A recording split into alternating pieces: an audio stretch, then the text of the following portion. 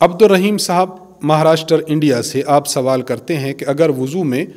داڑھی کے نیچے کا حصہ خشک رہ جائے تو کیا وضو ہوگا یا نہیں؟ اسی طرح غسل کے متعلق بھی بتا دیں، رہنمائی فرمائیں، جزاک اللہ خیرہ و احسن الجزا۔ اس بارے میں دیکھ لیجئے کہ مرد کی جو داڑھی ہے، اس داڑھی کے دو حصے ہیں۔ ایک حصہ جو چہرے کے حدود کے اندر ہے، یہ اوپر والا حصہ، اور ایک وہ حصہ ہے جو چہرے کی حدود سے باہر ہے۔ داڑھی کا وہ حصہ جو چہرے کی حدود سے باہر ہے، اسے وضو میں دھونا فرض نہیں ہے، اور وہ حصہ جو چہرے کی حدود کے اندر شامل ہے، یہ والا حصہ، اس حصے میں تھوڑی سی تفصیل ہے۔ اگر ایسا مرد ہے کہ جس کی داڑھی کے بال بہت گھنے ہیں،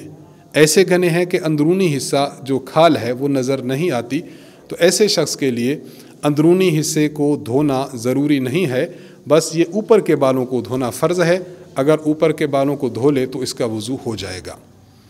اور اگر مرد ایسا ہے کہ جس کی داڑھی کے بال گھنے نہیں ہیں بلکہ ہلکے ہلکے ہیں، جس سے اندرونی کھال اس کے جسم کی نظر آتی ہے، اب اس شخص پر فرض ہے کہ وضو کرتے ہوئے اندرونی حصہ کو بھی دھوئے۔ تو یہ تفصیل ہے مرد کی داڑھی جو وضو کے متعلق ہے، اس کے متعلق حکم یہی ہے کہ داڑھی کا وہ حصہ جو اس کے چہرے کی حدود سے باہر ہے، اس کو دھونا تو فرض نہیں، لیکن جو چہرے کی حدود کے اندر ہے، اگر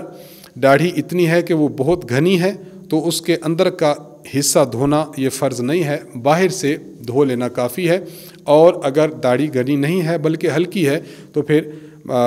ہلکی داڑھی کی وجہ سے جو کھال کا حصہ نظر آ رہا ہے اس کو دھونا فرض ہے، اور جہاں تک غسل کا معاملہ ہے تو غسل کے لیے پوری داڑھی کے وہ بال جو آپ کی اس کھال سے اندر ہیں، یا کھال نظر نہیں آ رہی، صرف داڑھی کے بال نظر آ رہے ہیں، وہ حصہ جو داڑھی کا لٹکا ہوا ہے، وہ حصہ جو جسم کے ساتھ چپکا ہوا ہے، ان تمام داڑھی کے بالوں کو اور داڑھی کے اندرونی کھال کو، بیرونی حصہ کو، ان تمام حصوں کو دھونا یہ غسل میں فرض ہوگا۔ تو وضو اور غسل کے حوالے سے یہ تفصیل ملاحظہ فرمائی جا سکتی ہے۔